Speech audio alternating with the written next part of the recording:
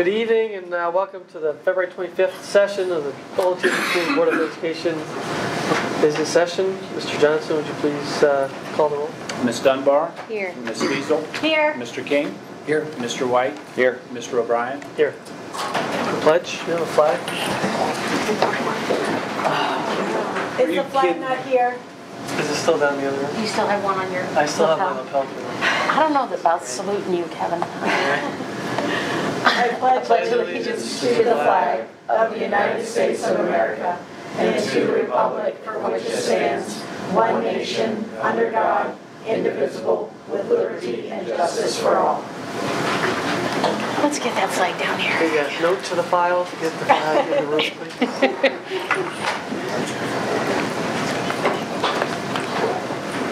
Okay, so we have some changes to the agenda. Yes. So let me start with mine. So we're going to pull item 7C, which is to approve the memorandum of agreement on Article 8. It's been deemed as not necessary. Which 7? So 7. So board action items, letter C. We're going to pull that from the agenda. I'm proposing that the agenda be amended. Should that be accepted? So then you had some changes. I have under superintendent action item A4. A4, it lists approve additional supplemental positions, high school diversity liaison group 7, middle school diversity liaison group 7, and the change comes at elementary diversity liaison. It says group 8, it should also be group 7. So we just want to change that 8 to a 7 to keep it consistent across the board. Okay. Any other amendments? That'll be it. Two changes to the agenda. Pull item 7C. We modified 14A4. Plan a motion to approve the amendment as agenda. So moved. Agenda as amended. Second. Okay, the first second. Ms. Dunbar? Yes. Ms. Fiesel? Yes. Mr. King? Yes. Mr. White? Yes. Mr. O'Brien? Yes. Okay. We're ready for the presentation. So we have the Orange High School Friends of Rachel Club. Carrie Tyler. Got a presentation. Ms. Tyler? Good evening. My name is Michelle Armstrong, and I'm the school community liaison here at Orange County Schools. Carrie Tyler is the school psych at Orange High School, and she and I have kind of taken on the FOR Club, the Friends of Rachel Club at Orange High School, that was the offspring of Rachel's Challenger program that Michelle, Orange High School. could you come to the podium, please? So, We're taping it. Sorry. yes. Thank you. Thank you. Rachel's Challenge was a program that Orange High School brought in this fall, and we have a group of our students here that are part of the FOR Club that are going to explain to you guys what we've been up to and what activities have been going on that kind of promote positive culture at Orange High School. So with, if I could introduce please Daniel Bajarin.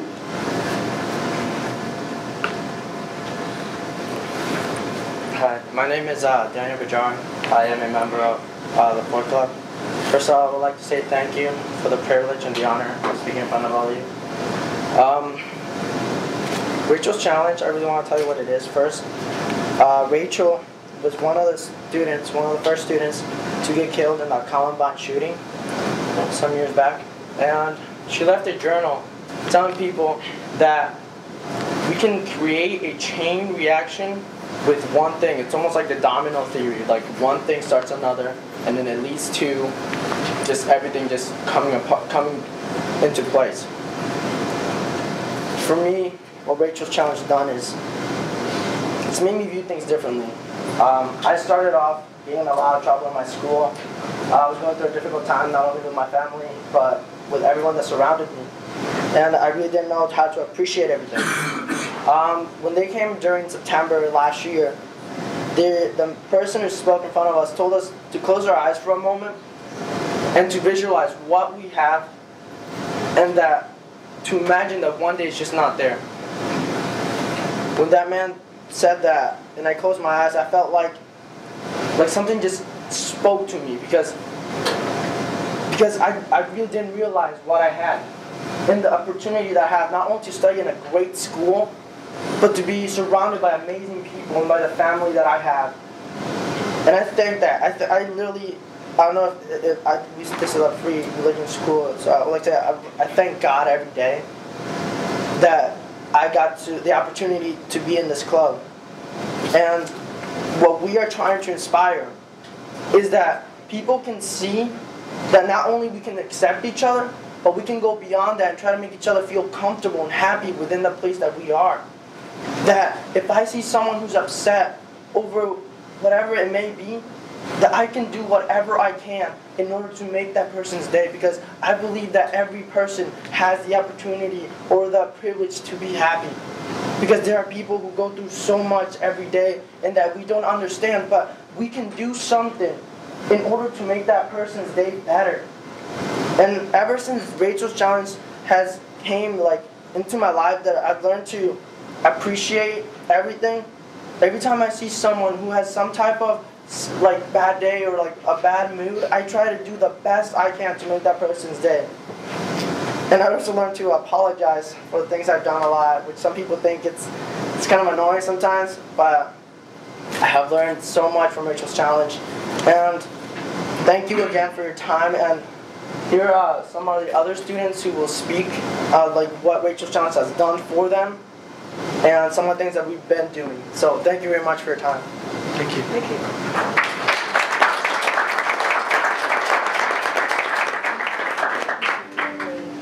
You really feel like you know everything about them. But after we lost Rachel, it was like we discovered this whole side of her that we had never seen before. The things that she wrote about were just so deep and so profound, especially for someone her age. Rachel really did care about other people. She understood the power that a simple act of kindness can have. I have this theory that if one person can go out of their way to show compassion, then it will start a chain reaction of the same. You know, at a time when most kids in high school are just trying to fit in, she just wanted to be herself and encouraged others to do the same. Don't let your character change color with your environment. Find out who you are and let it stay its true color. Rachel had a lot of big dreams for her life, and she wasn't afraid to set high goals, even if they seemed impossible. How many of us know what we really want and go after it?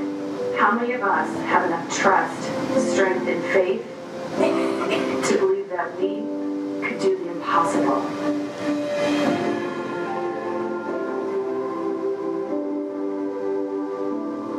Even though Rachel was my younger sister, I look up to her. She taught me that some people live more life in 17 years than some people will in 71. And through her writings, she's inspired all of us to make each and every day count.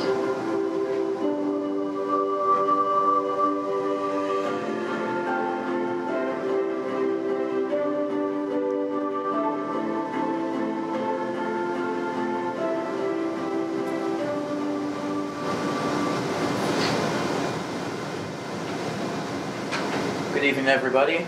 My name is Kwesi Christian. I attend Owen Sandy Orange High School, and I am a member of Friends of Rachel at Owen Sandy Orange.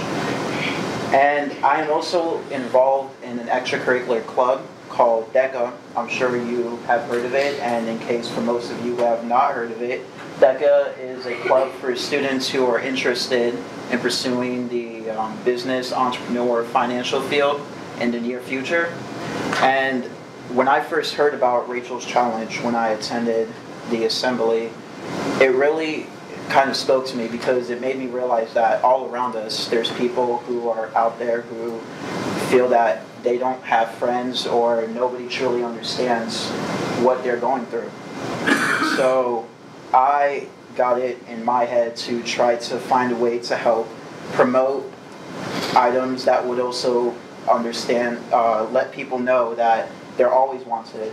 And for my DECA project, because we compete in events, I am currently writing with my group of 3 people. We are writing a 30-page paper that has to do with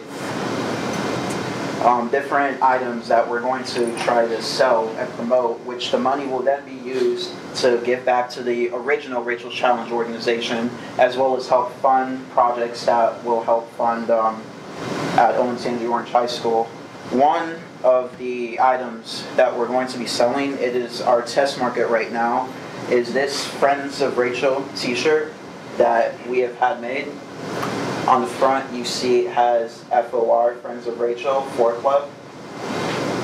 And on the back, it has this image, which was drawn by one of our own students, Madeline Lauer, right here. She came up with this whole entire image. This was her entire doing, where on the back, you will be asked, how have you made somebody feel today? Maybe you've made somebody feel confident. Maybe you've made somebody feel happy, love-struck, hopeful, ecstatic, joyful, surprised, excited, or thoughtful. We are trying to promote these items so that students can be encouraged to kind of take up in arms and say, hey, today I made somebody feel so happy, it made me feel happy, and maybe now that next person is going to go on and make another person feel happy.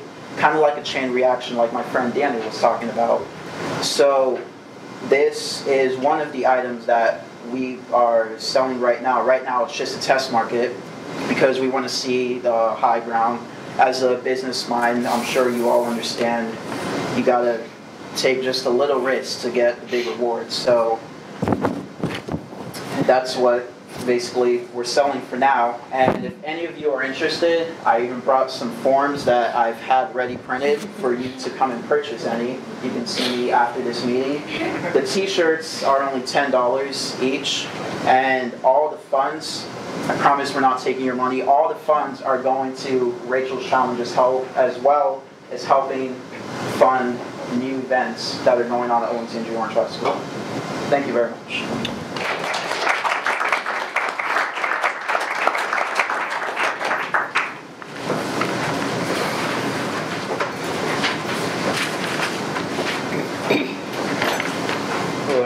My name is Travis Napper, and I'm also in the 4 Club. Before I go into what I've done or what I've contributed to this club, I'd just like to take a minute to tell you what this club has meant to me too. When I was, just give you a little bit about myself. When I was born, I was diagnosed with spina bifida, and before I was born, there was complications that could have taken my life and my mother's life. And when I was born, they told me that I may never walk. Well, keep it yourself. I guess they were wrong. So, being with spina bifida, bullying occurred for me quite frequently. Not now so much anymore. This is a great school, a great community. I love it here. But more or less in elementary school and middle school, and at first I didn't think I would be able to get over it, but I started to learn how to cope with it and get over it and just go on with my life and not let it affect me anymore. So whenever I heard about Rachel's Challenge, it's like, this is great. There's a place for people like me that were bullied previously and have a place where there's friends waiting for them and they can have a place to go. So what I did was, after they had a training for us later for the people that wanted to be involved with it, and we did our thing and we came up with ideas for projects that we were going to do. And after we left, I thought to myself, they took our numbers and they took our emails to communicate with each other. I thought, what's the one thing that every teenager communicates with more than texting or email? Facebook. So what I did is that you can create groups in Facebook. So what I did is I created the OOHS 4 Club group on Facebook. It's run by me, but students that are a part of the group can add members to it. Like, we have a few teachers and adults that are part of the program. But it's just, I figured it was just a way to make it so we can communicate better. There's a place where you can put like events, so you can tell when the meeting is, what time it's at, where it's at. Also, it helps with coming up with ideas for projects and voting on them and things like that. The Pete's Challenge is another run site. That's more run by Kwesi and a teacher at Orange High School, Mr. Zach. That's about, I believe, we were trying, I think it has something to do with their diversity club, which they will be out later. I'm not sure I know much about that one, but I'm sure they can tell you more about it, or Kwesi can. And that was all. Thank you for letting me come here and talk.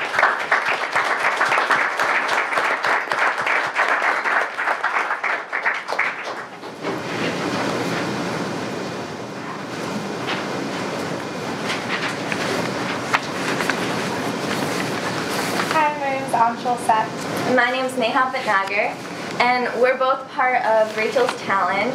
And originally when Rachel's Challenge came to our school, and they showed us their video about like who Rachel was and like exactly what her message was, I think it really hit home for the both of us, because it taught us that like it's not enough to just act like you like care about people and like just be there for people. Like you really have to like go out of your way and make them feel like they belong. And I think the best example of that is when in one of my classes I saw this girl who was always kind of alone, like never like really had anyone to talk to. So Rachel's Challenge really like helped me to like step up and actually go out and talk to her and like make her feel like she had a friend. And so well, we were at we were at homecoming, and Neha told me about this girl, and we saw her there, and I mean she was alone. And so we like kind of talked to our group of friends, and there's like 15, 20 of us, and this was after like we heard about Rachel's Challenge and everything, and everyone was just so willing to like, you know, reach out and go up to her and dance, and like, you know, we made her night, and like now like all of us see her in the hallway all the time. Like she made like 15 friends in one night, which was probably like amazing for her. So I think it really does show like, you know, just one assembly can make such a huge difference in one person's life, which is a huge thing. And just like going up to someone, like saying hello, like being their friend, making them feel like they have someone, like really impacts their lives so much. Like we see her in the hallways all the time, and we like wave at her and she'll wave back, and I don't know, it just feels good to know that like you really made someone feel good. So that's what Rachel's Challenge is. Yeah. And then also one huge thing that we started in our school is the Chain Link Project. And basically what it is we're having a competition with the middle school, with Orange Middle School. And we have one color for acts of kindness that you performed. And then the other one, which like if you saw someone else perform an act of kindness or someone did something nice for you. And you basically write it on a slip. And we've like made a chain, as you can see in our picture. And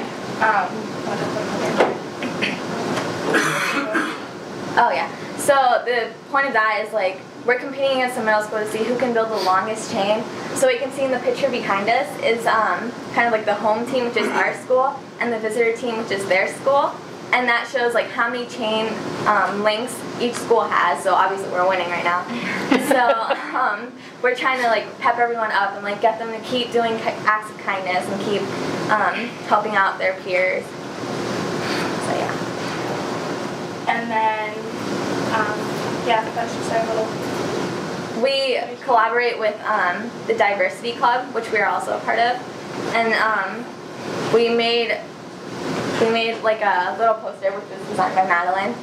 And so what we did with this is we thought that like mostly people in our community think that like diversity means like racial differences, but we wanted people to know that it was more than that.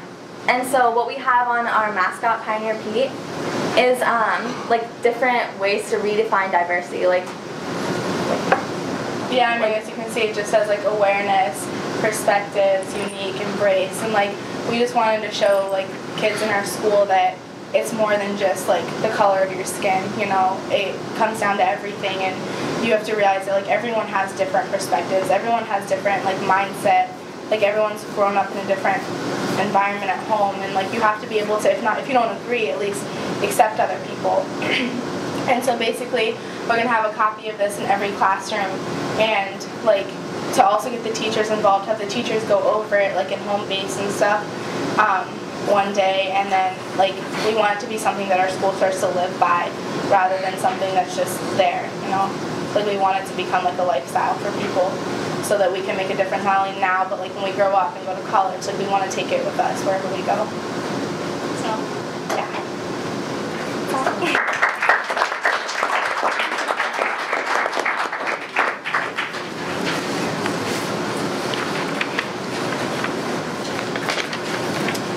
Good evening. My name is Brooklyn Magley, and I go to Olentangy Orange High School, and I'm grateful to be a member of the 4 Club. Being that it's February and is the Love Month, Rachel's Challenge decided to create a teacher note box where the students write thank you letters anonymously to their favorite teacher. The reason why we chose to do this was to show our appreciation to the teachers and show them how much they care, because if it wasn't for them, then we obviously wouldn't learn as much. I think it's helpful to know that the teachers are appreciative and loved by their students. I wrote some notes today for my 2 favorite teachers. Ms. Tyler, thank you for this opportunity, and Ms. Armstrong, thank you for all that you do and more. And thank you everyone, and have a nice evening.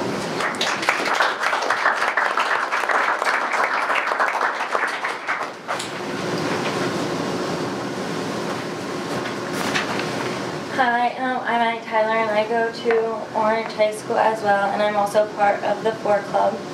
And I just wanted to share one of the activities that we did. In order to make our efforts more visible and to spread more kindness throughout Orange, the 4 Club decided to send messages to the students and staff. Our first activity consisted of us, the members of the 4 Club, handing out candy canes with messages during the month of December. Knowing all the stress that the students are under during exams, we generated encouraging messages that were taped to the candy canes and handed them out to students and staff as they entered the buildings the morning before the exams. The feedback from the students and staff and administration was so positive that we decided to do another similar activity in February. Again, we generated positive comments or phrases that we attached to heart suckers, and we handed them out on Valentine's Day. That way, every student and staff member who entered the building had a treat with a positive statement attached to them. As we seen the smiles and heard the comments that others have made, we felt that it would be a nice thing to spread more kindness to all of you. So we have special treats and messages that we hope will warm your hearts and fill the stomachs with a sweet treat. So you never know how far a little kindness and compassion can go. You may just start a chain reaction.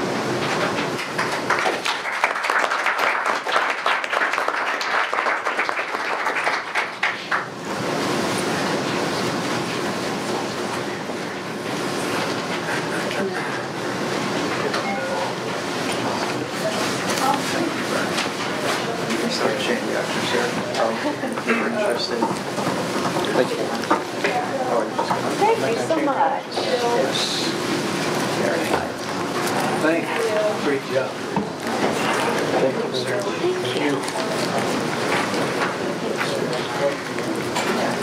Thanks for having us. Thank you. Before you guys leave, can I say something? Where's that coming Huh? from? Oh, Yeah, it's me. Okay. I just want to say something to the students and the people supporting them.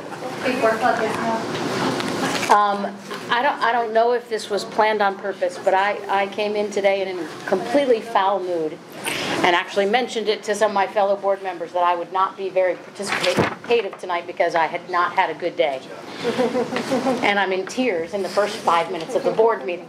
So it's been a while. I don't know that I've ever cried at a board meeting, although I felt like it sometimes. But I want you to know that this was inspiring, and I'm grateful. I don't know if grateful is one of the pictures on the back, but I'm grateful for the wisdom that you guys brought to this meeting tonight. Thank you. And my daughter, Bridget Fiesel, went to middle and elementary school with some of you guys, and I'm so impressed with you. I remember Questley from Oak Creek, and I remember the girls from Orange Middle, and very, very impressed. Great job to your group and to your teachers. So keep up the good work. Oh, and if I may add something. Sorry, it's about the form. If you guys are, Always the DECA student. I love I'm it. going to give this to Bridget. if you are interested, I will have the forms in the back. And if you want to return if you say you want to buy a shirt and you don't have money now, you can turn it in to Mrs. Just send it to Owen Tangi Orange High School to the office, and I will be sure to get that order and get you your shirt as soon as possible. So thank you very much. Great, Thank you. Thank you.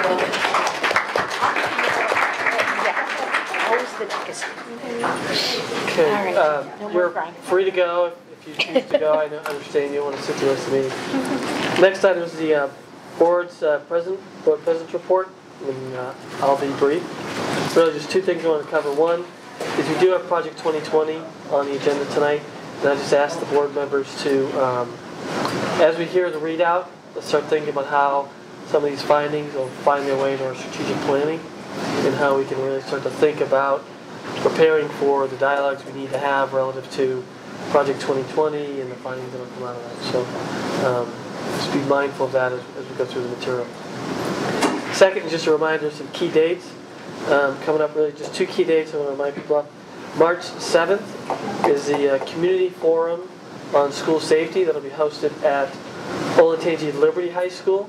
I believe that starts at 7 o'clock? Yes. Is that correct? Yep. So I encourage everyone to attend. That's very important content. And then our next meeting is March 14th. I was going to say, And, wait. Sorry. I was like, wait a minute. We're doubling up. So we'll be here at 4:30 Right. to do the law firm interviews, which will be a meeting in and of itself, and then we'll adjourn those and reconvene at 6:30 for the business session. So March 14th, we're doubling up, 4:30, 6:30. So please make sure you adjust your calendars accordingly. So with that, I'll turn it over to Dr. Lucas for the superintendent's report. Thank you. Good evening, everyone. Good evening. Who said that? Mr. Gray, thank you. Are you going to be inspiring? I'm always They have set the inspiring. bar You know very that. high for the rest of this You have meeting. breakfast with me in the mornings. You're inspired, right? I need inspiring. Well, first of all, once again, thank you all for coming this evening. And we have many, many good things to start the report off with. But I think you saw many of the good things that we already have.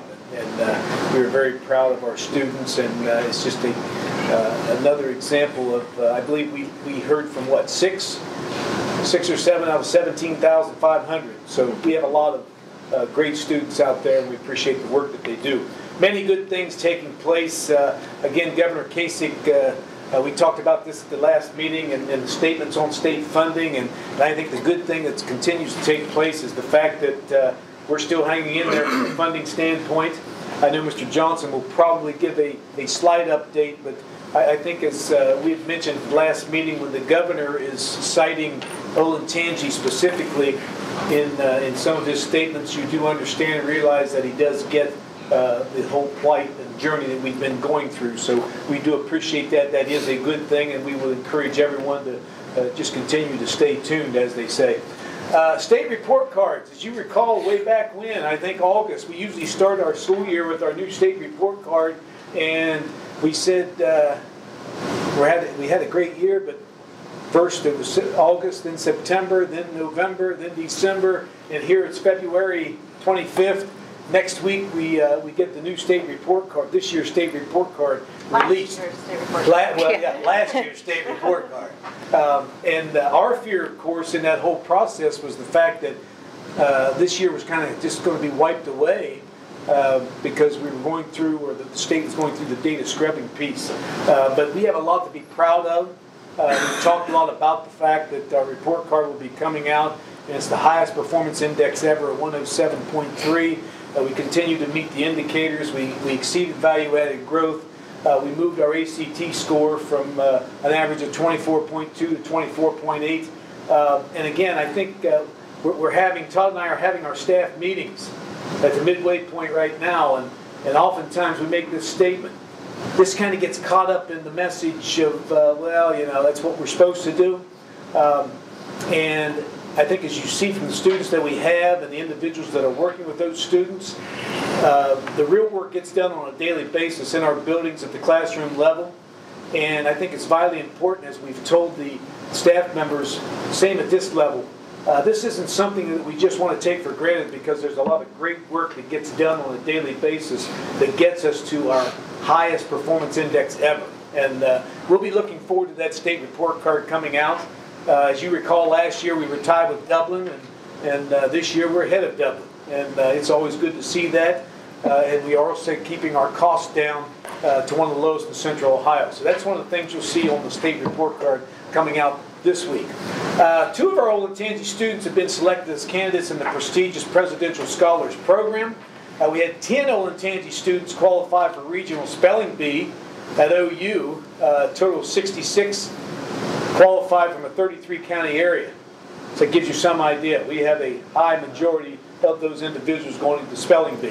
44 of our Olentangy High School students, I believe that's Olentangy only, or is that district-wide? I think that's district-wide. Signed letters of intent to participate in college athletics on National Signing Day. And of course, there will be more to follow as we finish up the winter season and the spring season kicks in.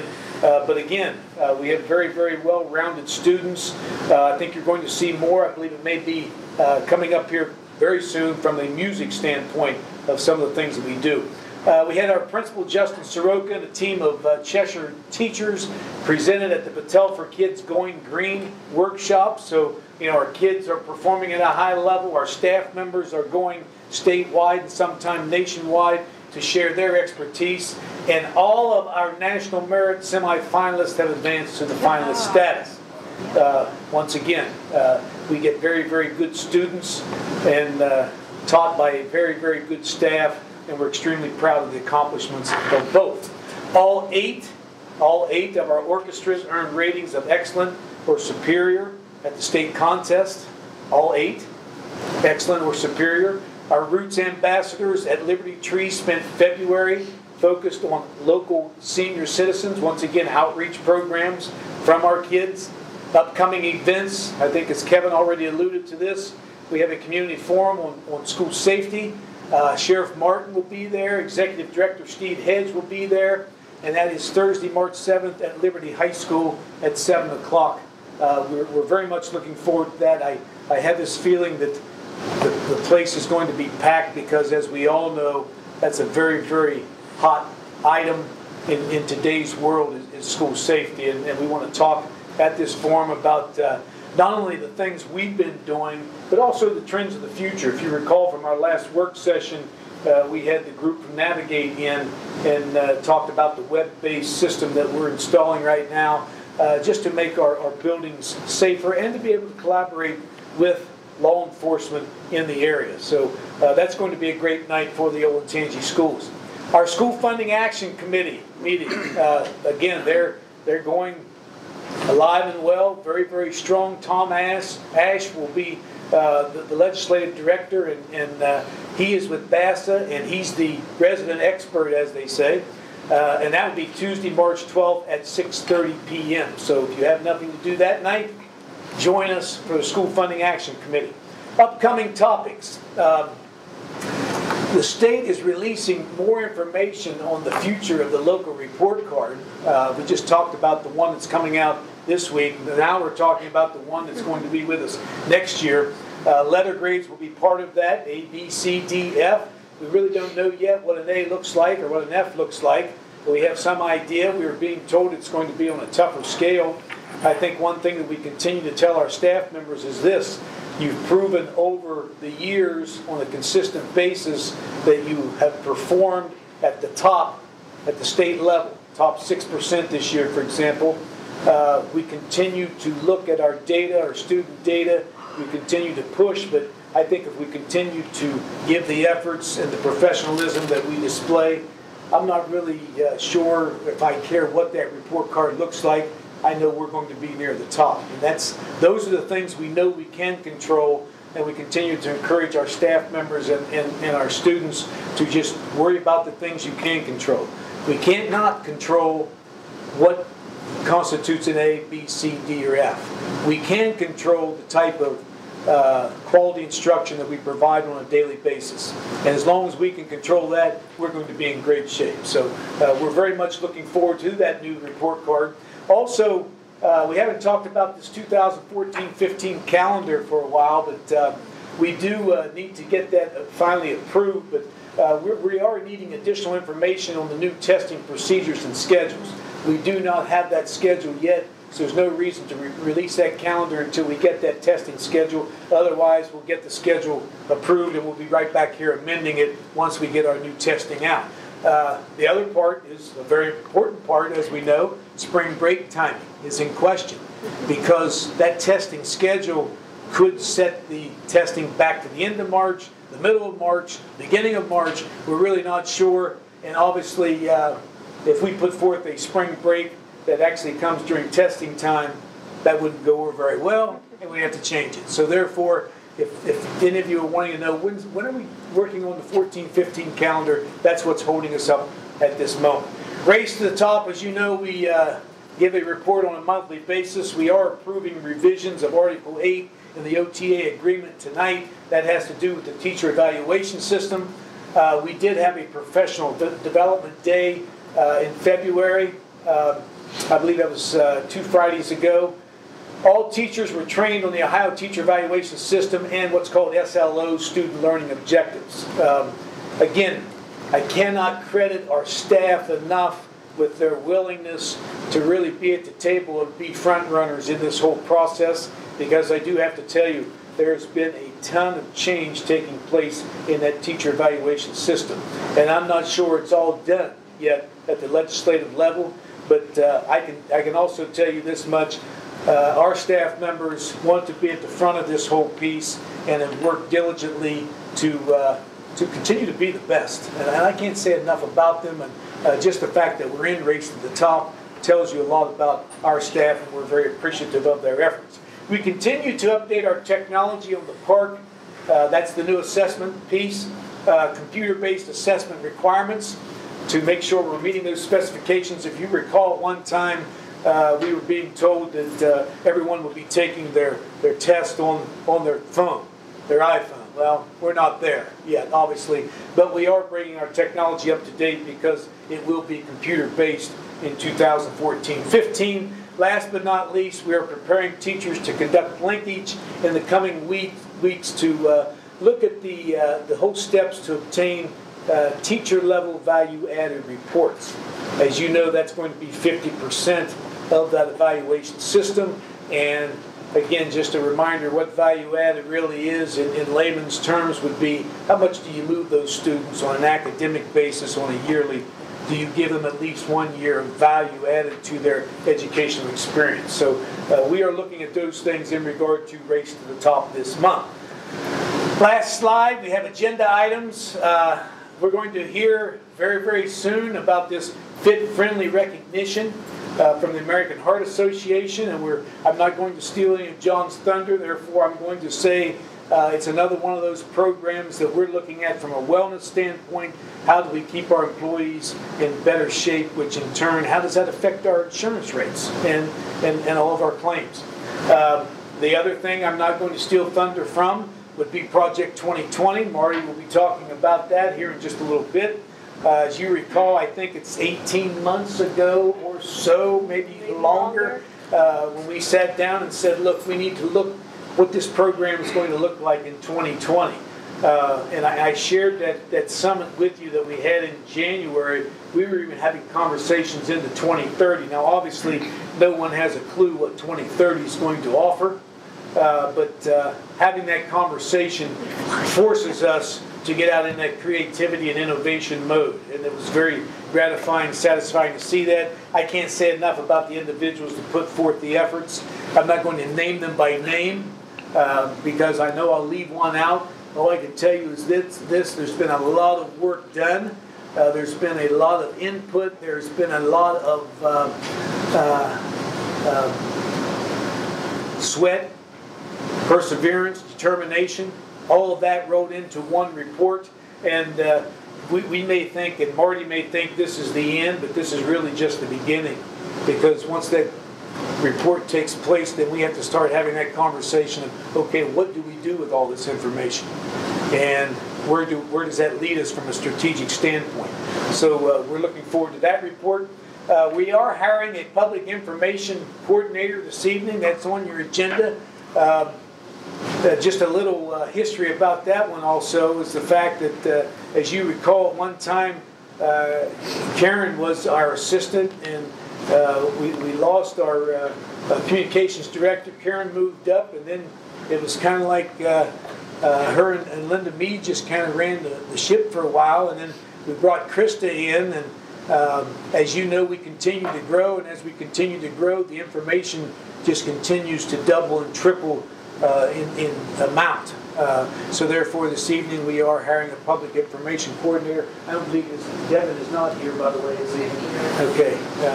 We will. I'm sure you'll be seeing that face soon. Talk a little bit about the diversity liaison stipends. Again, you got the update on that. That came out of that whole diversity committee and that OCR complaint that we talked about at the last meeting. I believe Stacy and Julie are both serving on that diversity task force that kind of looked into that diversity liaison stipends, and our supplemental committee is recommending that we move forward with individuals at both all three of the high school, middle school, and elementary levels in regard to that diversity liaison. We have teacher retirements. Again, we go through that every year. I believe we had 2 or 3 last month. I believe we have 4 this month. Just to let you know, and staying very transparent, we are considering a couple of those for rehires. And we go through that every year also. We look at that position. We look at the amount of money we can save. And we go from there. So we will be having conversations about that also down the road. And I think between now and 2015, this is just a little trickle effect of what you see. We're going to continue to have education retirements as we go through 2015. And again, we have 4 this evening. And last but not least, we talk a little bit about network optimization and CenturySafe, and that is on your agenda. And Mr. Pomeroy, if we have questions during that discussion time, can bring us totally up to date in regard to that network optimization software. So, any questions from the board? Yes, sir. PARCC, or the computer-based assessment requirements, 14, is that for evaluating teachers? The evaluator has to put that in, or that's for children or students? Yes, for students. The new testing system. It's replacing OGT. Yes. And they say it'll all be online. Yeah, all schools have to do them, even the Career Center. I have a comment on your state funding bullet. Yes. Your letter to the editor, to the dispatch, very well done. Thank you, sir. I've had several people come up to me, not associated with Olentangy schools, but just have seen it, commented on how well it was written, got right to the point, very easy to understand language. That was a great job. I thought it was a great combination between an OU graduate and a Northwestern graduate. And as you know, the OU took the lead on that. The Northwestern picked it up from there. That was good that they could assist. Thank you. All right. Thank you very much. Mr. Johnson, the Treasurer's report. Well, the only real update I can give you on the state funding is that I checked the mailbox today, and there wasn't a $14 million check in it. But I'll keep checking. Keep checking. But we just like with the letter to the editor, there's really no change so far in what we're expecting. But we really do need to keep educating and letting people know that even though this is a nice increase for Olentangy, we need to let them know that this is really just getting us closer to our fair share, as our local taxpayers have been shouldering the burden this whole time, since we haven't been getting any increases with our explosive student growth. In front of you, you have a savings summary from our refunding that we finalized on February 6th. Just wanted to give you a brief update on that. When we passed the resolution, we had close to $90 million in bonds that were eligible for refunding. We ended up refunding just over $58 million, which was probably about $10 million more than what we actually expected to refund. We were able to get an additional 10 to 12 basis points on some of our bonds that made some of those taxable bonds to get the savings that we needed to make the refunding happen.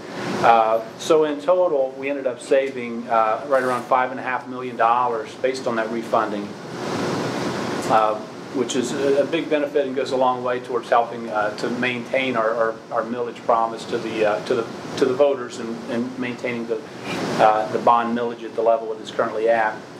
And one thing I wanted to point out that could be coming soon, depending on what happens with the sequestration, and if those automatic budget cuts go through, our Build America bonds could be up for a refunding if that would change. If the budget cuts would go through, that could affect our interest subsidy that we get from the federal government, which at that time a provision would kick in that would allow us to do a refunding, which would save us some money. So we may be, maybe even looking at a resolution to pass as a just in case, so that we're ready in the event that it did. Great. And so again, on the refunding, those savings show up in the capital fund, not the operating fund. Right. Exactly. So it'll support the millage promise relative to the to the capital fund, and we'll make sure they stay there. So that's great news. I can't hear you. The savings show up in the capital fund, not in the operating fund. So make sure everyone's aware of where they show up. Carl. Sorry. You're fine. That's fine. He's good. Okay, next item is public participation session number 1 for general comments. We have none for general. Okay, on to discussion items. The American Heart Association, the Gold Fit Friendly recognition. Good evening, everybody. Mr. O'Brien, members of the board, Dr. Lucas. It's always good to be back up here. My name is John Labby. I'm vice president of our school partnerships at the American Heart Association, and I've been up here for probably the last 5 years for various reasons. But today we're up here for a very different reason. We've talked, every time I come here, I always get struck by Project 2020 because that's a number that we at the Heart Association shoot for as well. That by the year 2020 will improve the health of all Americans by 20% while decreasing death by 20%. And when we achieve that goal, we'll be saving 283 lives per day from what is now our nation's #1 killer. And we've started quite a few years ago with students, but today I'm excited to be talking a little bit about what we've been able to do in growing our partnership with the support of the board, Dr. Lucas, Mr. Rafe, and many others in the district, that we've been able to expand what we do within your district. But to do that, I felt it was important to bring somebody who is much more well-equipped to talk about these things than I. One of our board members, Dr. Warren Yemrick. Warren is not only the medical director of Riverside Emergency Department, also the Liberty Township medical director of the Liberty Township Fire Department. He has been a board member at the Heart Association for countless years, and also a 20-plus year resident in the Olentangy local schools. So, Warren. Thank you. Before I give this award, I wanted to say, not only am I a proud parent of the district, I'm a resident for over 25 years, but I'm a high volume user of the school system. I'm a single father of 5. And I just want to say it's an honor to stand in front of you and to say thank you, because of all the work that you've done, today, but in the past and in the future, to keep this district in the excellent rating. And I can't be more proud of my kids. One has graduated, and I've got triplet sophomores, and all they're all girls. And thank you for all the work that you do, and it's an honor to stand in front of you today. But I'm also a board member, like John said, of the American Heart Association. And I'm thrilled to see the relationship that has been built and grown between the district and the association over the last 5 years. Since this partnership began, the district has been a leader in the jump rope and hoops for heart programs. I know my youngest daughter loves the jump rope, and she was one of the top fundraisers for several years. I'm quite proud of that. This leadership is evident as the district has been the top participating district in the state all 5 years. And currently 90% of the buildings are engaged in this program and the American Heart Association in some capacity. Jump and the Hoops is an outstanding program that will help us reach our goals of building healthier lives free from heart disease through the much needed research and lifestyle change in our youth. But what is even better is to see the district now leading by example by creating and putting physical activity and nutrition programs in place at the staff level. The Olentangy School District is the first in Central Ohio and the second in the state to become American Heart Association recognized fit-friendly worksite. This fit-friendly program is designed to be a catalyst for positive change in the American business, and the program recognizes employers who champion the health of their employees, which is exactly what the district is doing with their physical activity and nutrition programs. Studies show that the adult Americans spend a majority of their awake hours at work, and many are in sedentary careers, contributing to the obesity epidemic and resulting in the productivity losses and increased healthcare expenses. Any program that increases physical activity in employees impacts the bottom line. I am proud and honored to be here tonight to present to the Olentangy School District with the American Heart Association's fit-friendly recognition for their efforts. Their efforts clearly show that not only is the health of their students important, the health and the wellness of their employees is a priority as well. And I want to say congratulations to the Olentangy School Board and present this to Wade Lucas and to Jennifer Eisman for all the work that she does.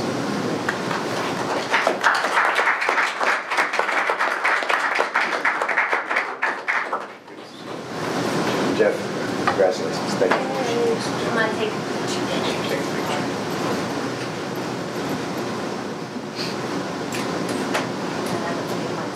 Do I smile? Is this You always Facebook? smile. Okay.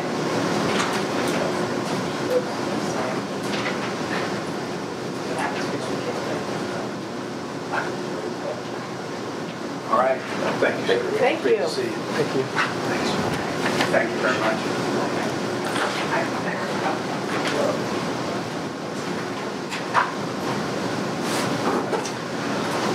Okay, next up we have Martin Johnson, Chairman of the Project 2020 Committee for the 2020 update and report out. As Marty comes up to the podium, we did get the Project 2020 report in our email today. If the lights were flickering, it's because the email was coming through. It's 254 pages. So we'll start at page 1. Yeah. We haven't had time to review the whole thing, but tonight's not the night. Thank you. Oh, why did we print it?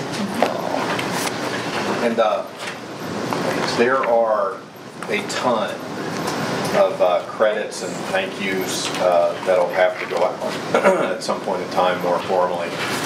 But I would like to make at least one special mention, specifically for Krista. She was given the closest I've been in a long time to a Herculean task of getting and pulling all of this stuff together, chasing down different groups to grab their latest and greatest and the updated summaries of their inputs. We had some of this stuff coming together literally at the last minute, some of the findings from our summit. And then, of course, none of that was going to be good enough, so Kevin decided to go ahead and pull the meeting up 3 days faster so that we could go ahead and cram for the weekend. But Krista did the lion's share of pulling all this information together. I think she did a phenomenal job, and it was a huge undertaking, and she really performed like a champ. Okay. So, special thanks to her. There's I think we'll go through the slides. When we had done the update in January, I think most of this had been pretty well presented at that point, so we're not going to really go through a lot of this. Most of this is still the same, the key constraints and the factors that we were looking at, formation, the background, our charter and objectives. Much of the supporting evidence, at least as what we've been able to gather to date, is in the report. This is really just a very high-level summary. From an analysis perspective, we'll talk a little bit about what we had done as part of the summit. I think if you look at the very back, although you're not allowed to skip ahead, so you still have to read all the rest of it. But at the very back from the summit that we had, the 2-day summit last month, I think that's a very good summary of bringing together a lot of the opportunities and challenge areas with a lot of these initiatives that the district is reviewing right now, with obviously all the detail kind of coming before that.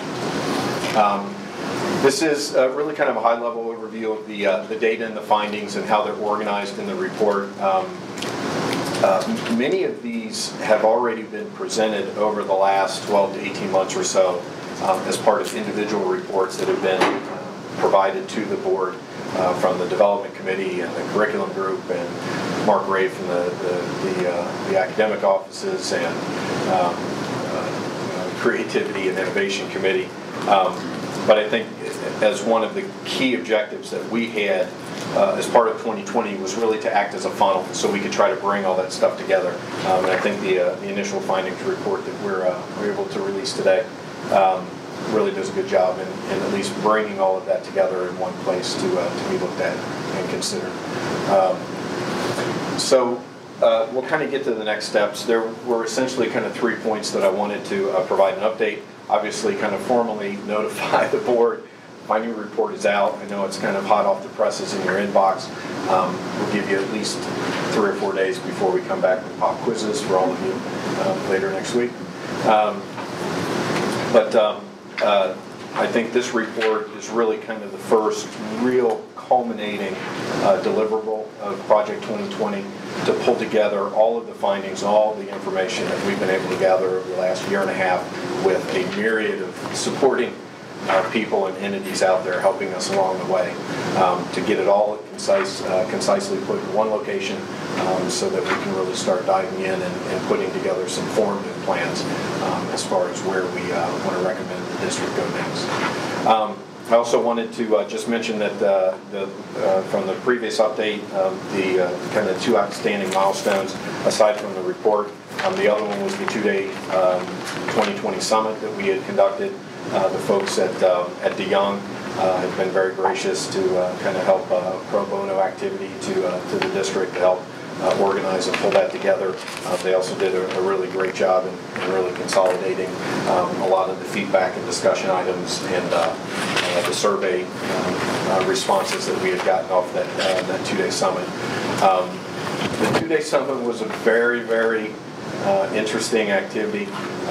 The folks at Grace Point Community Church were gracious enough to allow us to invade their space for a couple of days, and we really took it over. There was a large contingent from the teachers, from the administration, from our community as well. There's at least one here that was able to show up tonight, which we were glad to see. But we had a very, very good dialogue.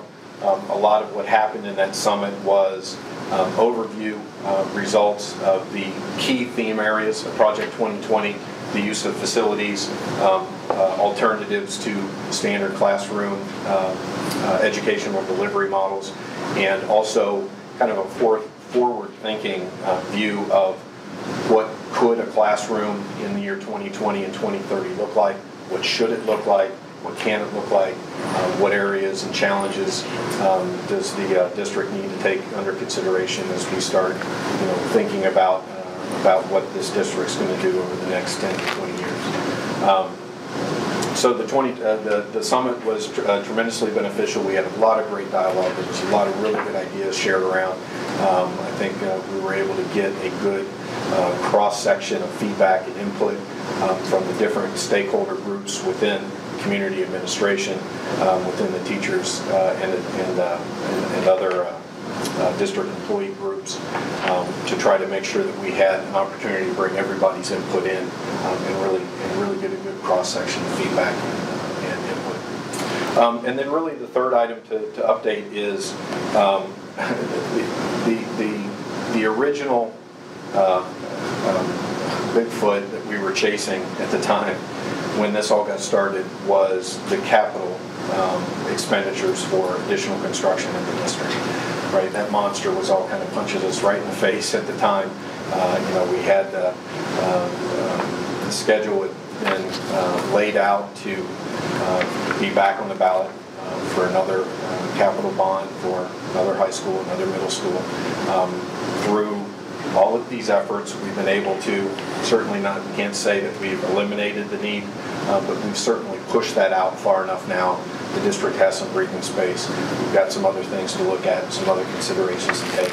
And so we kind of find from a Project 2020 perspective that, as an initiative, we're in a transitional mode here. The big bogey's been met. We've been able to, buy ourselves some breathing space and some time there. So now we're starting the process of what is the next focus area or areas of focus that we want to start putting our energies and to continue the momentum that we've built. I'm okay with progress when it's slow, as long as it's slow and steady. We all love fast and continuous, but we're making good progress. We've got good momentum with Project 2020, and we certainly don't want to lose it. However, before we decide on a direction, we're obviously looking for some guidance and some input from the board and administration. And I think one of the intents for the update tonight was to go ahead and incentivize some discussion along that lines of, we will be looking for some input and some guidance from the board as far as where we focus our energies on next. And so with that, I think I'm trying to cover anything else. Well, like you kind of singled out, Chris, I do want to single out the work you've done. It's been a long, arduous journey, a lot of hours, a lot of pain and effort, and appreciate certainly the work you've put forward and the materials you've been able to pull together. He's made the joke. Wade's made the joke that I think it's done like 30 times in the last year. So I think that's the subliminal message that it's not done. We understand. So a little bit, for us as a board, now it's time to take the findings and start to work that into the fabric of our strategic plan. Yes. And I think there'll be a lot of areas affected from how we think about academics and scheduling and brick and mortar to how we think about how we're organized in terms of the supporting committees underneath this body and how they interact with each other in terms of the development committee, Project 2020, audit finance. So I think there'll be a lot of healthy discussion that comes out of the work. Commend you for the work you've done. We've got time, teed up on our agenda in the coming months to kind of hit some of these topics. So I look forward. So I encourage board members to go through the materials as we prepare for those dialogues. And then obviously if anyone has any questions or comments for Marty, please feel free. Yeah, I have a question for Marty. Was there anything that really stood out to you that you didn't anticipate finding out? Was there anything that we should be aware of that was kind of like, that really stuck out? From my personal expectation of what I was thinking, I would say no. My expectation was that obviously the district has been performing operationally and academically very well. And I think there was a lot of focus already applied on understanding that the continuous building year after year after year, that something was going to have to give. There were a lot of ideas being thrown around. I think one of the real benefits that I tried to bring with the 2020 was really just trying to make sure that everybody was pulling the rope in the same direction. Even if we weren't pulling on the same rope, as long as we were pulling in the same direction to move forward. I think there were some smaller surprises. Some of the feedback that we got from the students, we had the DECA, one of the DECA teams from Olentangy High School had been given the opportunity and come in and done a phenomenal job helping get the voice of the student body in. I think there were maybe some smaller surprises, nothing earth-shattering, but the district is well motivated. We've got some very, very bright people working here in the district. We've got some tremendously robust brain power in the community. that the district has been doing, I think, a pretty good job of tapping into. We certainly would encourage that is going to extend and continue as we transition from, this growing and constructing school to a growing and, driving efficiency and new educational model approaches. But, we found a lot of good ideas, had already gotten some legs under them. We were able to bring some new ideas to the table, and I think really just help bring the right people to the room and organize the right discussions to really help optimize the brain trusts that were already kind of moving in the district. I wish I could just say, turn to page 43, look at the highlighted paragraph, and there's a silver bullet, and the districts, all the problems go away and all the challenges. It's not going to be that simple. I don't think anybody was expecting it to. It's a committed district. It's got a committed community. It's got wonderful students. It's got hardworking staff and administration. Is everything perfect? No, but I think maybe the one, not surprise, but less challenging piece. I was fearful that we were going to be really butting our heads against a resistance to think differently.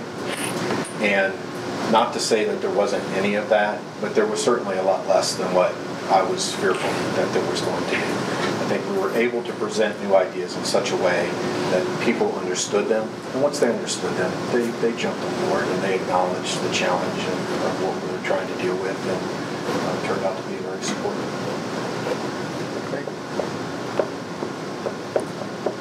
I got a couple comments. First of all, great job. A lot of talent, a lot of participation by a lot of talented people, brought a lot to the table, and I'm just grateful that it was so inclusive as it was. The 2-day workshop was excellent. I thought that was a great way to bring that whole dialogue to a great point of a lot of people sharing ideas, and DeYoung did a great job of facilitating that conversation. That was a wonderful experience.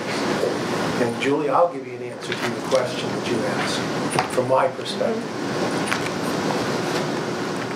It became clearer and clearer, I felt, at least for me, that the whole discussion, although the whole beginning of this might have been about a Fort Worth high school, it became clearer and clearer to me that it was a much more comprehensive, a much more broad discussion about teaching. It's not only the classroom, but it's the building and what happens in that classroom and the tools that are used in that classroom, and how the teacher interacts with the student, and how the administration interacts with the teachers. It's just an extremely broad conversation. And I was pleased to see that the dialogue was not just about how are we going to prevent building a Fort Worth high school. It was much more sophisticated than that. And I was really pleased by that. And a concluding remark, I think you could give a great conclusion to the report. You were very, I thought it was great that you noticed in that room on the second day of the workshop. What did you notice, and what was she doing? So why don't you share that with everybody? The kindergarten student that was sitting at, I think I shared it here, the kindergarten student sitting with the staff members all day because it was an alternate day and she wasn't in school, and the whole time she was there she was on an iPad in kindergarten, and I thought that just put it in perfect perspective. It sure did. What we talk about as adults, but who we're going to have to serve in the future. Just put it in great perspective. I would like to add to Dave also, and answer your question, Julie. 3 things jumped out at me, and I know Marty noticed this, but we were part of that whole journey, so therefore it's like when you're part of the journey, it doesn't jump out. For the first time ever, we don't have a building in our 5-year forecast. Right? First time. And we kind of take that for granted. Is that good management? Is that efficiency? I don't know, but I do know this. This report didn't cause that, but this report caused us all to think differently, not only about a high school, but how do we educate our kids? Second thing jumps out at me was even though some of the findings we have implemented, and we've all been here, and we pushed the envelope, but we're talking about college and career readiness. I used to say that I'm convinced we can have 1 year of college in our pocket. Now I'm convinced after being here for 4 years, we can have an associate's degree in our pockets when we graduate from high school, if we really want to go down that road. Now, you may not want to go down that road, but we have the talent, both from staff and student standpoint, to do things like that. And we also have the flexibility. Third thing, though, just came out recently that jumped out was the whole funding piece. When we talk about, we get $360 per student from the state of Ohio, $360 per student. And the average is? And the average is $3,200, which tells me one thing loud and clear, that we have a community that is extremely supportive of their school system. And this whole growth, this decade or more of growth, has been on the shoulders of our taxpayers. And I think this whole report, again, doesn't cause us to think differently, or doesn't say you must think differently. It does cause us, though, to look at things from a different perspective, and that's why you hear a lot, we want the highest quality of education at the most efficient cost. And you can make numbers do a lot of things. But one thing you can't make them do is when it's showing you have the highest achieving or one of in the region or the state with one of the lowest cost. I mean, those aren't numbers you can make up. I suppose you could, but those are specific numbers coming from ODE. And I think part of that whole process, those three things jumped out at me during this I don't know, how long has it been, Marty? 2 years? 18 months? I don't know. Was it Indiana Jones said in years, it's the mileage? Right. But it's caused us all to think differently. Yeah. And look at it from a different perspective. So I can't say enough about the work you've done, and I know Linda's been right in on that, and just the community members and the staff members, great work, and I appreciate it. Yeah, I think the kind of the last observation I would kind of share out is when we ran that 2-day summit, I think in retrospect, I wish I would have done that earlier in the process a little bit. We found that a tremendously valuable forum for a lot of idea sharing and building a consensus. I was talking with Scott and Dave and some of the guys from the Young that helped pull that together. We're really looking to get an opportunity to take another swing at that forum. We got a lot out of it. It was a very productive discussion, but and some of the feedback that we got from the folks that participated in it, we've got some opportunities to really improve that process of just sharing ideas and knowledge. And there's some valuable opportunities to do more of those kinds of things. I think with what the board's doing with the community dialogues as well, I would certainly encourage those types of activities. They're tremendously valuable. Perfect. Anything else? Thank you. Thank you, folks. Appreciate it. Thank you. All right, next item is item C, Board Community Liaison Updates. We start with the Development Committee. Lisa, Julie, or Adam? Yeah, we can both kind of speak to that. One of the things they did this week that they've started, and it wasn't at a meeting, it was actually a special meeting, is we've started to do tours of the schools. And so we did a walkthrough of Shanahan, and first of all, the hallways are ridiculously long, 1/4 mile or something. This is a huge building. But really getting in and seeing and taking the members of the committee through and seeing the building, the upgrades it's done, looking at when things were built. So we're going to go through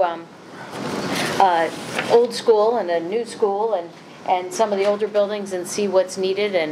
And so I think that was really helpful for a group that has spent a lot of time talking about the facilities and maybe hasn't really had the time to spend an hour or two walking through and really seeing what we have. So appreciate that on the committee aspect of adding yet another evening to their commitment. The committee itself spent a lot of time talking about the projects that are upcoming, a lot about the capital improvement plan, have a demo scheduled this week of some additional software that they're looking at from a controlling the building standpoint, and have an online demo scheduled. So they're, as usual, Development Committee is heavily involved in doing good work and really looking at how they focus on not building a new building, which has always been their focus on construction, and instead really getting the opportunity to see what do we need from a capital improvement standpoint, and then what do we do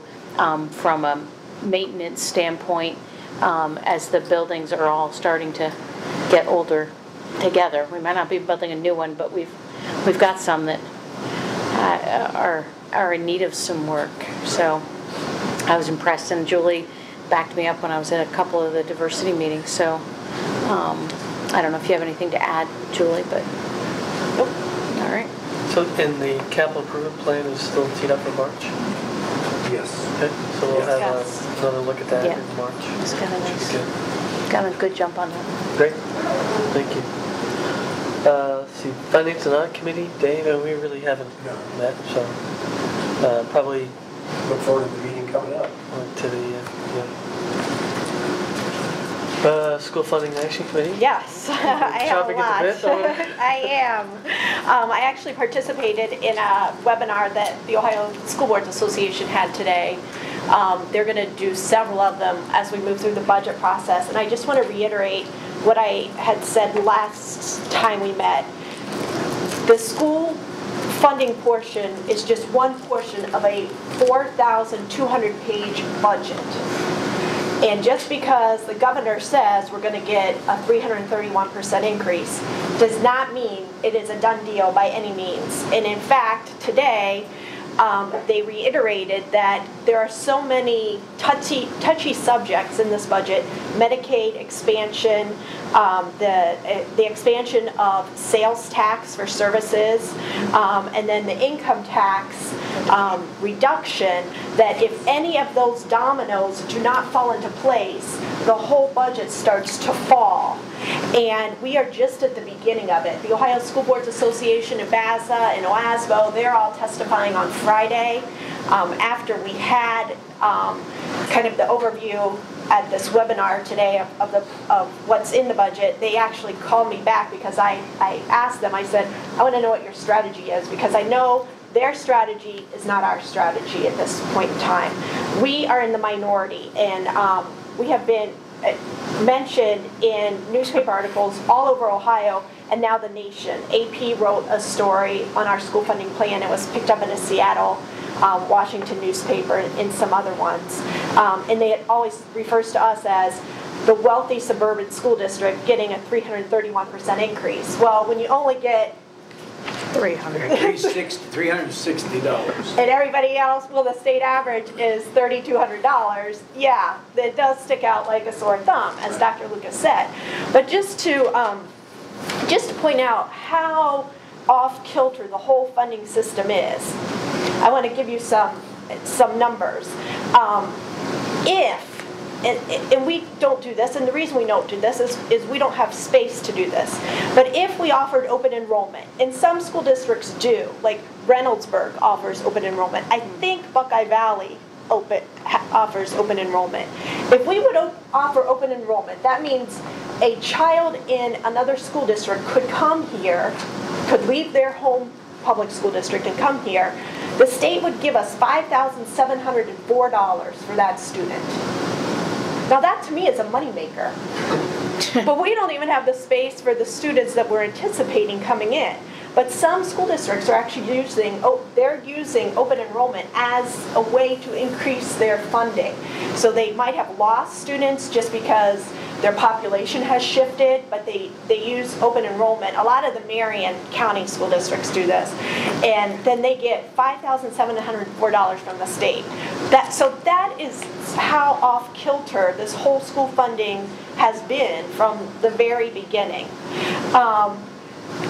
A couple things that we haven't discussed is that the School Funding and Action Committee is embarking on a letter writing campaign, and you all will be getting emails out this week because your voice needs to be heard.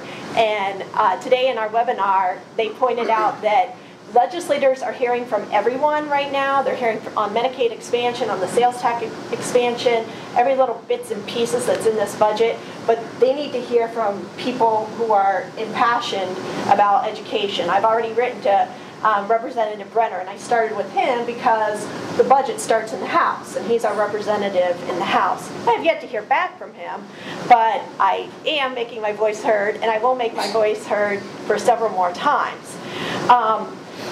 Another thing that we really haven't touched on here is that there's an expansion of the voucher system, and this expansion doesn't include any type of academic bars. So the current voucher system, if your child is in an underperforming school district and they qualify, they can get a voucher to go to a private school. But the catch was your school had to be failing. Well, there were 60,000 vouchers available, and only 17,000 vouchers are even being activated right now. So only 17,000 people are taking advantage of them. But this new voucher program is open to anybody that has an income 200% of the federal poverty level. And for a family of four, that federal poverty level, I believe, is $22,000. So it'd be like around $44,000 a year for a family of four. So we do have people in the school district who could take those vouchers, and they're not taking our money because this money is coming from, well, they're not taking our money technically, because this money is coming from lottery money, but we would have to provide them busing.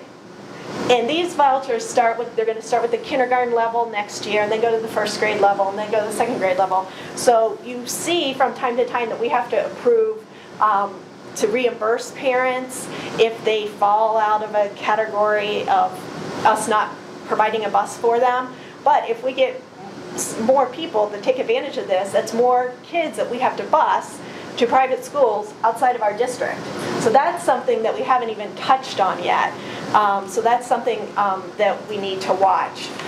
We did hear today that the Senate, usually all of the House debates the bill, and it's broken up into House subcommittees right now. So the House debates it, and then it goes on to the Senate.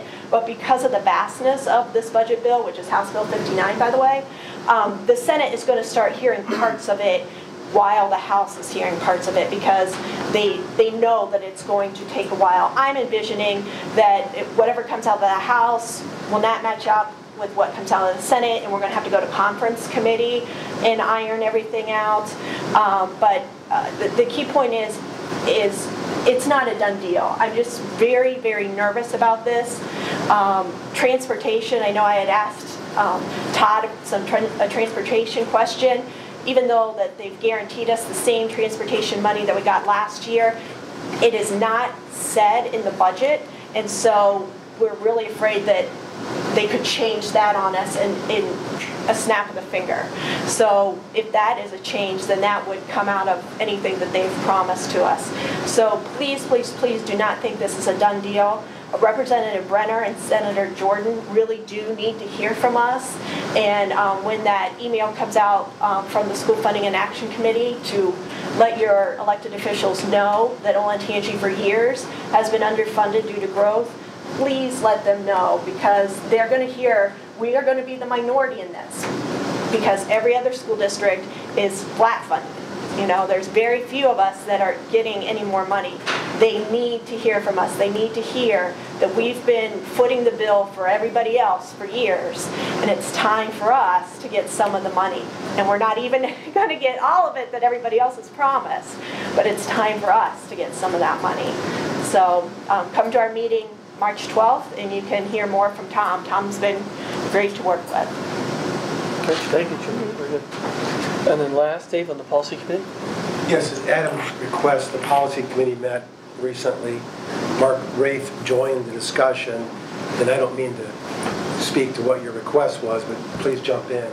But as a summary, Adam was suggesting to the group to consider to bring to the board that at the intra-district transfer request by families at the elementary school level, that if a transfer is approved in a given year, that in subsequent years that family would not have to reapply. And if I've not characterized that fairly, please jump in. We talked for a good while. Again, good discussion. The consensus out of the committee was that given to not change the policy and to leave it as it is, that every year a family would have to request that intra-district transfer. And I'll cite two real reasons for that, and Linda or Mark wanted to jump in, please.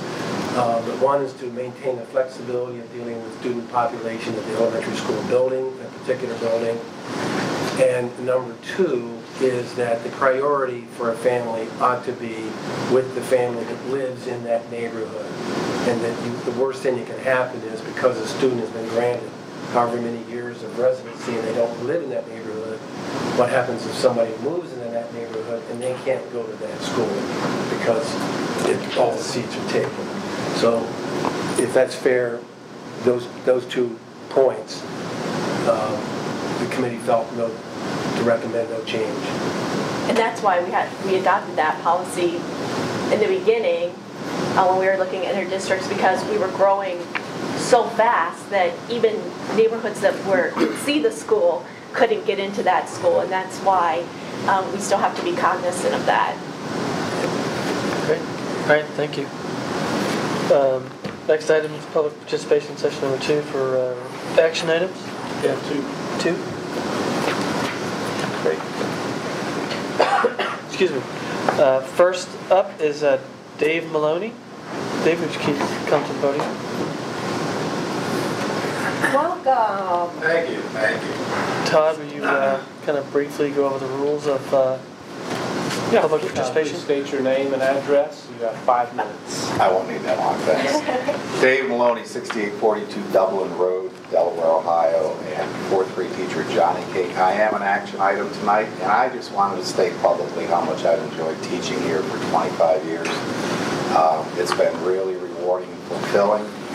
And you talk about faith and being at the right place at the right time. In the mid-'80s, I was working as a waiter at a restaurant. And it was a Friday night, and a table of 10 came in, and they said, "Dave, take that table." I went, "No, I hate big tables." "No, everybody else is busy."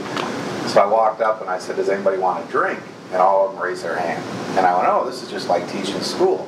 Well, it turns out one of the people in the group, a lady who was a guidance counselor here, and she said, "Are you a teacher?" And I said, "Well, yeah, I'm looking for a job." We kept in contact through the summer. She called me in August and said there was a 6th grade opening. I interviewed with Mr. Binkley, and he hired me that day. And this was when everything was in one building, my first year here, and then the high school opened up the next year. So I lived through all the growth and the expansion.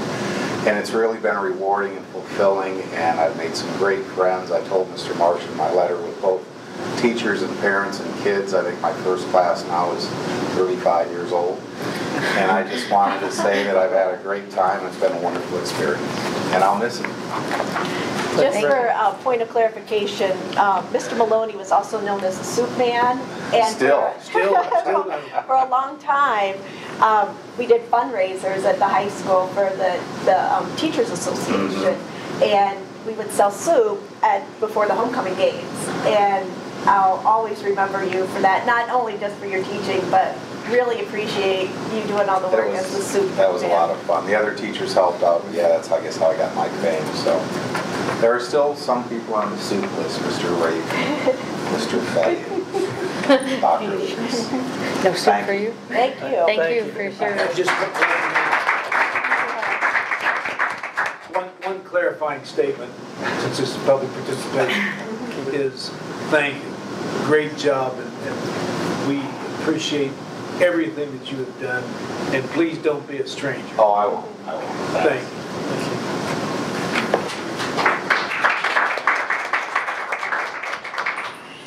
Carl Solomon.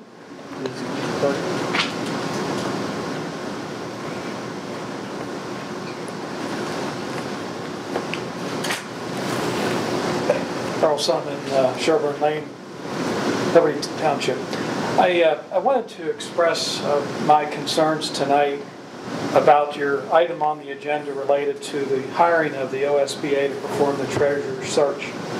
As I've communicated to this board individually on a number of points on this, Julie and I exchanged some comment about my concern about using ESC, and I was pleased that she agreed that we should not allow the organization to profit by filling the vacancy that they created in the first place. And that, by the way, in the private sector is just standard from an ethical point of view. It's something you don't do. And any recruiter worth his salt would not do that. I was a little bit concerned, though, that in that I have some reservations about OSBA. I did happen to look at the biography of the people involved, the principals that will be involved in the search process. And I don't see a particularly great amount of experience in the search field by the people that are conducting, or supposed to be working with you on the search. I have some concerns about that. I have some concerns about, and by the way, I looked at the proposal. My proposal said the cost was $7,800, but I see on yours it says $6,400. So I'm not sure what happened there, but what I got had a different number that they were going to charge us than what I see here tonight, or what's indicated on the document tonight. So I'll address that in a clarifying statement. Okay. I don't want to take your time. I am concerned about the open-ended nature, the undefined expenses. There's no real definition in the agreement about the expenses in terms of some kind of limit or control or some type of oversight that you might provide. I think another concern I have, frankly, and I'll be very upfront and honest about this, I don't know why we're doing this search. We've got an assistant treasurer here that I think is very qualified. And, you know, it bothers me because several of you work for private companies that do succession planning. What is the position of assistant treasurer for if it isn't a succession planning type of position? Why are we spending thousands of dollars doing a search for a position when we have somebody completely and fully qualified right in front of us? The other message you're sending to him, frankly, is you're not good enough. So, you know, you're encouraging this gentleman, who I think is very qualified from what I've seen of his biography, to go out and find something else. So 6 months from now or 9 months from now, you're pretty well assured you're going to be doing another search and paying another fee. Now that doesn't make sense to me. I've criticized this board a number of times about spending controls and about making decisions that financially make good sense. This isn't one of them. And I appreciate that Kevin believes he can, he's made the statement that he can keep the cost under $20,000. I'm not so sure. Because when you figure their fee in along with the expenses, this thing can easily go over that. Now one final point. When I look at the things that the OSBA is going to be doing, things like you're viewing job descriptions, advertising the vacancy, coordinating nominations, building candidate files. Why isn't this something the executive director of HR can do? That's what human resources does. If this person isn't qualified to do this, then get somebody else that can and that is qualified. Because that's what you're saying, Dr. Lucas. You're saying the person you have on your staff isn't qualified to handle this. Now, I don't know if that's the case or not, but by golly, it's something that you should have considered. To spend taxpayers' money paying the Ohio School Board Association to conduct a search for a position we don't need is a total waste of money. And I think we can do better than that. The final comment is this is a good example of this school district outsourcing things that should be handled in-house and not outsourcing things that should be. There are some things that I don't understand why we don't outsource, but this isn't one of them. We should have the capability in-house. If we don't have the talent within the executive director of HR position to do this kind of work, then you need somebody else in that role. Thank you.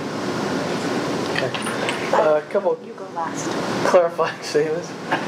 So one, the cost differential between the $6,400 plus expenses and the $7,800. In the contract that we're looking at tonight, the $1,400 for brochure development and mailing has been removed from the contract. Okay, that'll be a negotiated item under the control that this board will exercise over the expense component of the contract. So Carl, you referenced there's no controls of the expenses in the contract. And there are 5 people that sit here tonight that control those expenses in that contract. No expenses will be put into that contract unless this board approves of that activity. Okay. Second is, in the end, I think you mistakenly said that the treasurer's position isn't needed. I think you meant to say the search isn't needed. The treasurer's position is needed. Third, the use of the HR director to conduct the search, that's a board decision. That's not Dr. Lucas's decision. We decided. You were criticizing. You were pointing your finger to Dr. Lucas. Position reports to him. I'm saying that the caliber of the position, the caliber of the person. It has nothing to do with caliber. I'm making a clarifying statement. It was our decision to choose the search firm, not Dr. Lucas's. Okay, Julie, do you want to add something? The Ohio Revised Code says that the school boards only hire 2 positions. That's the superintendent and the treasurer. We don't hire for any other position. We don't hire any teachers. We don't hire any HR people. We didn't even hire Todd. Yes, we approve his contract, but we were never in any interviews when Todd was interviewed as the assistant treasurer. Therefore, we're acting upon what the law allows us to do. Actually, the superintendent doesn't even have anything to do with the search process. The HR director doesn't even report to us. It reports to the superintendent. This is a piece that the board acts upon individual of any type of other employee in the district.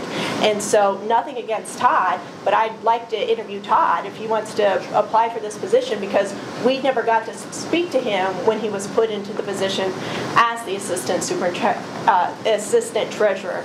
So we are just acting on what the Ohio law says that the school board is to do. I have one last clarifying statement, I think it's unfortunate bringing into question the fact that the speaker alluded to the fact that our HR director couldn't do the job. I want to clarify the fact that I have been in 4 school districts. We have the best HR director in the state of Ohio. In fact, I'll put him against any HR director in the private sector, and that would include the speaker in that grouping. He does a fine job and will continue to do a fine job. Thank you, Mr. Marsh. But he doesn't work for us as a hiring. So. Okay. Very good. Next up are board action items. So I'd entertain a motion to approve board action items A, B, and D. Remember, we pulled board action item C. You also pulled C. You're taking out C, right? Yeah. C's been removed, so it's A, only B, and A, D. B, and D. Entirely. And you're going to pull, can you pull A separate from B and D? A separate from B and D. Yes, we can pull that out. So I'll entertain a motion then for board action items. We'll do them individually. Just A. Individually. How's that? Board action item A, to appoint interim treasurer Todd Johnson to Delaware County Tax Incentive Review Council. So moved. Second? Second. Call the roll, please.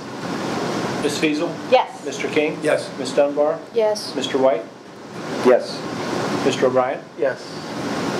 I'll entertain a motion to approve board action item B. Question on B. We have to say Let's first get it and second. once we get to discussion. So moved. Second? Second. Now discussion. Mr. White? On the evaluation here, what's the criteria, maybe I missed it in the reading, or the requirements for being an evaluator, to evaluate teachers? An administrator.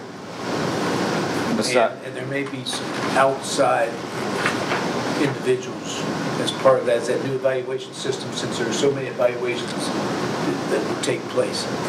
And when I say like an outside, it would be like someone from the ESC, for example. or like in the bottom part it just says the first year teachers, it has to be done by the administrator, like you said, Correct. and then it says, otherwise the evaluator shall be designated by the superintendent or designee. So what's the criteria for selecting an evaluator if it's not an administrator? Normally, the evaluator would be that person's building principal, but again, since we're going to a new evaluation system and there will be so many evaluations, that individual that we would contract from, for example, the ESC, would have administrative experience.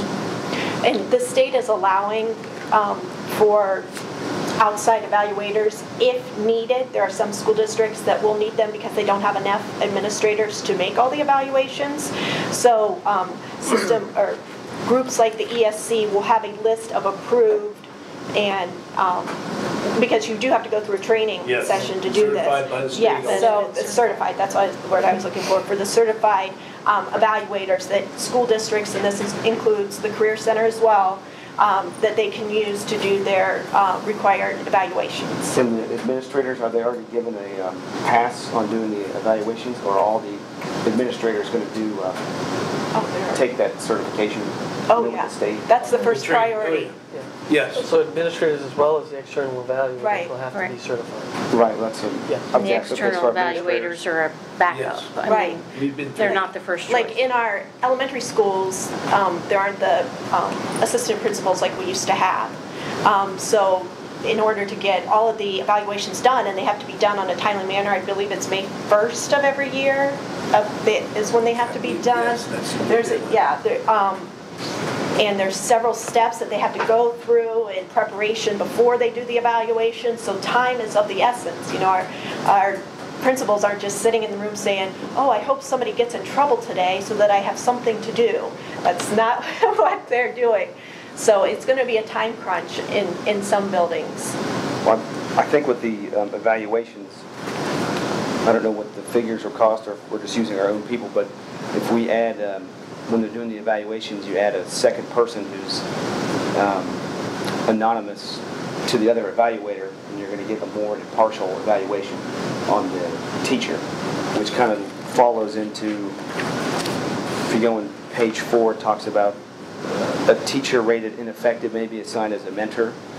Maybe assigned a mentor. I know that's, if you're rated ineffective, the state says we can't fire them. But if you're, is that correct, I think? Or is that just our own?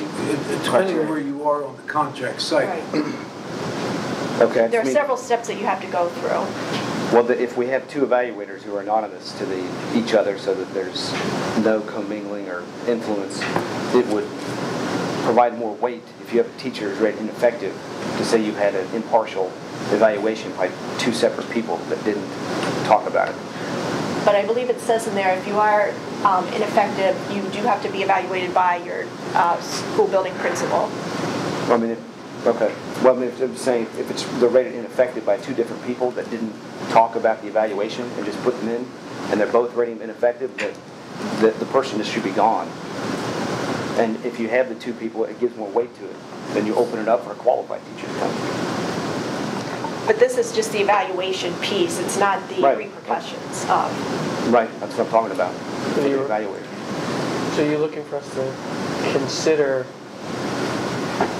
adding staff or adding resources to conduct?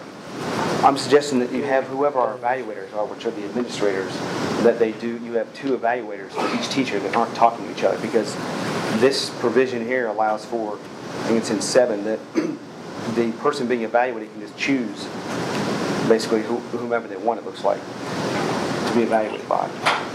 And so there's no impartiality there, or there's trouble. You might only have one choice. I'm just saying, if you're going to do it, let's just do it right. Let's just do it. Those people aren't talking. It's going to be a higher validity.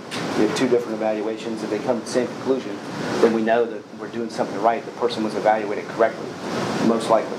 And if they're ineffective, we don't have to keep fighting, going, hey, to the unions or whomever, we need to keep this person. Instead, we have two different evaluators. You're saying this person is highly rated, or they're not effective.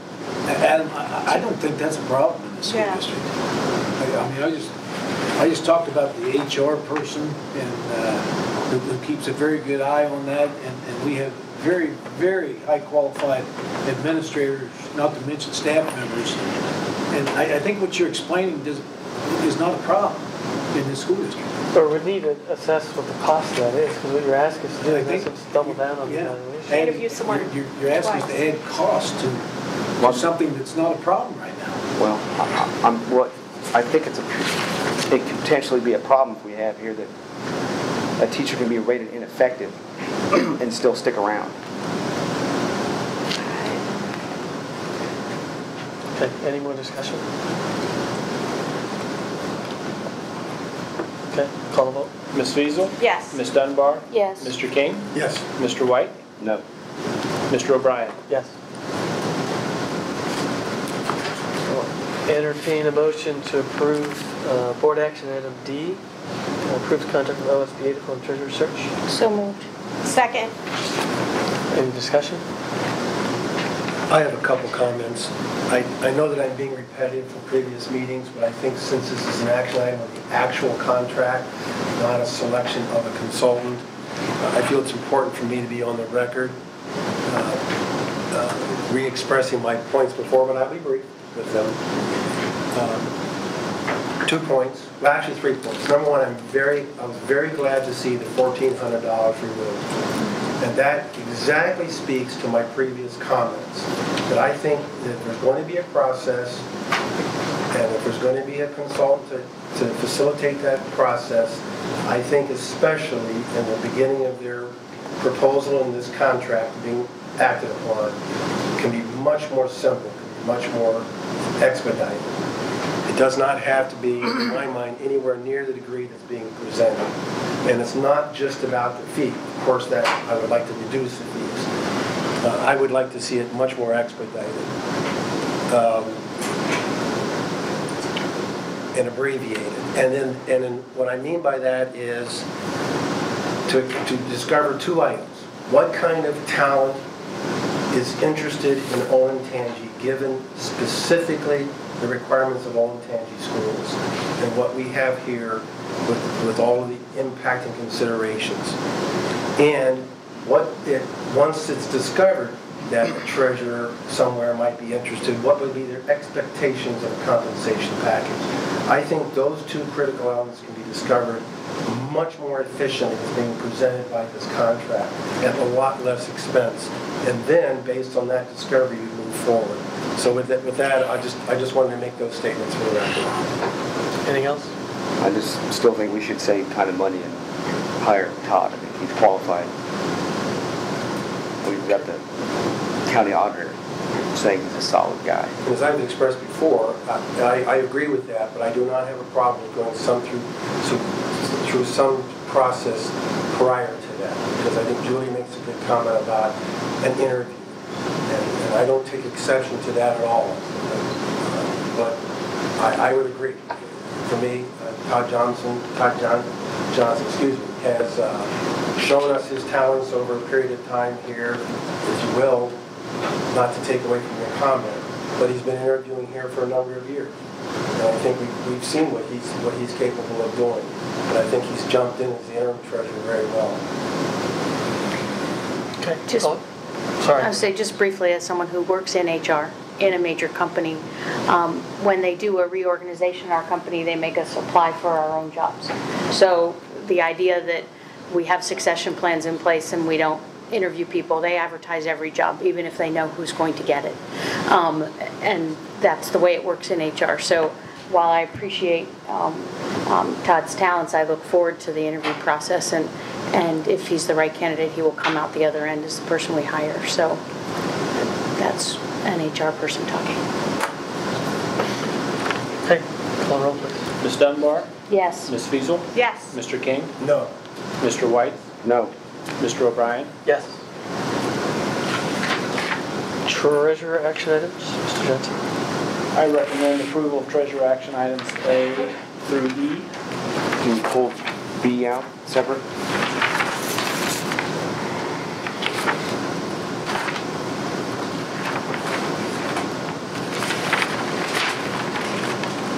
Okay. So I recommend approval of action items A, C, D, and E. So moved. Second. I want to thank everyone for the donations. Oh my gosh. Nice list of donations. Yeah. Too many to list here, that's why they're on an exhibit. Yes.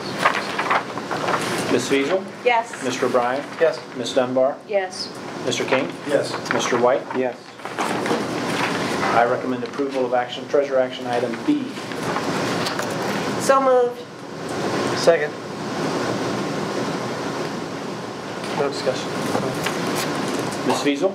Yes. Mr. O'Brien? Yes. Ms. Dunbar? Yes. Mr. King? Yes. Mr. White? No.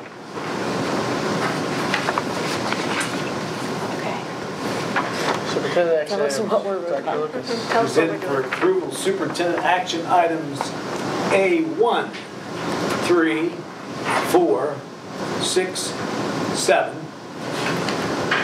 C, D, and E. I'll say that again. A1, 3, 4, 6, 7, C, D, and Sorry, keep, only take out the A stuff that you said in the B. Sorry, let me get this right. You pull that A1, 3, 4, 6, 7, yes, and that's all I need pulled out. Oh, B 1 through 6 is okay? I thought you wanted that pulled out. Right, the ones I wanted pulled out, sorry. Okay, you pull A2, 5, 8, 9, 10, 11, B, C, D, and E. Oh, so you want nothing on the second page? Okay. That'd be A1, 3, 4, 6, 7, That's it. B, C, No, D, and E for approval. No, just No. A1, 3, 4, 6, 7. By itself and then everything else. Yeah. Oh, okay. Gotcha. One more time. Let's try this one more With time. feeling. Present for approval superintendent action items A1, 3, 4, 6, and 7. I have a question for discussion. Let's You go have to through the present rest. it You gotta first. get it first. I'm just making sure you guys have it right. He'll say Thank you. second, and after second, he'll say discussion. I'll make the motion. That helps move it along. And I'll Go ahead. second it. Discussion, Mr. Wright? The, for number 1 here, the hiring of Devin Emmelt, is he still employed by the Gazette? Is that the same? No, he is not. He is It's the not. same individual, but he's no longer employed. To the best of my knowledge.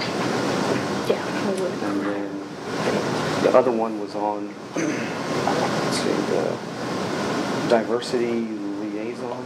Yep. The supplementals? Right, I've got the notes from the task force that they had, and the attitude that's coming into it.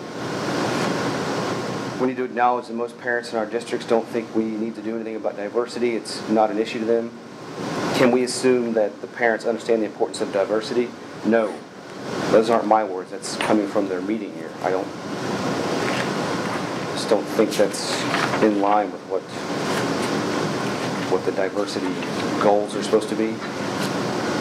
Parents are incapable. It's taken incredibly out of context, but Can we, I'm just reading, After can we sitting in assume those meetings, that that's- parents understand the importance of diversity? No.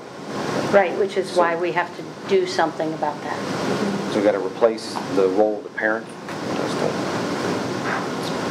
Part of our OCR complaint is to set up these groups within all of our buildings in an effort to stop having those sorts of complaints. So it's part of our plan for having those positions is to lead those discussions in those groups in those schools.